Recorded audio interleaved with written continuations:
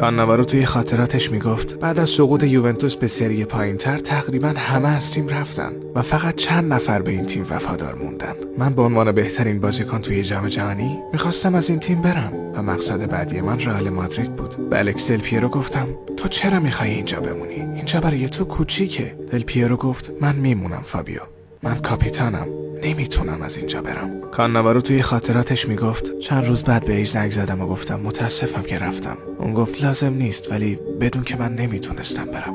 نیازی به معذرت خواهی نیست فابیو، تو تصمیمی گرفتی که برات بهتر بود، ولی من کاپیتانم.